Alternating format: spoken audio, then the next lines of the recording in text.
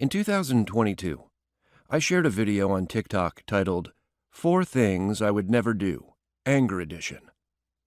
I was building off the 4 Things I Would Never Do TikTok trend, where people of different professions shared things they would avoid based on their experiences in their work.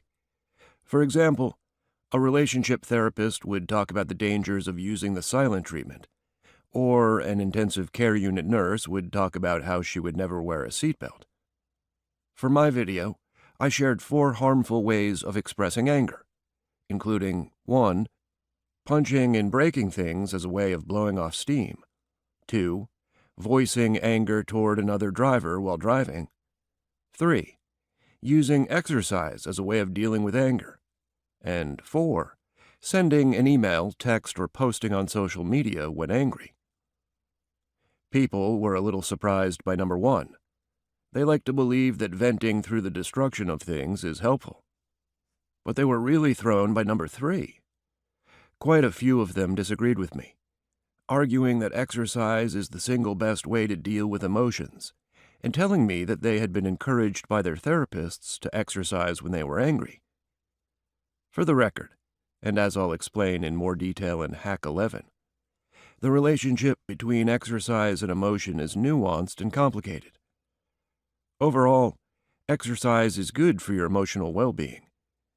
But exercising when you are angry or scared has a very different outcome to exercising as a way of preventing negative emotions. There's even been some research, published in Circulation, 2016, that links angry exercise to an increased risk of heart attacks. As with everything, the details matter. One person's response to this post really stood out. They said, "If exercise doesn't work, I'm really out of options here." There were 2 reasons this comment jumped out at me.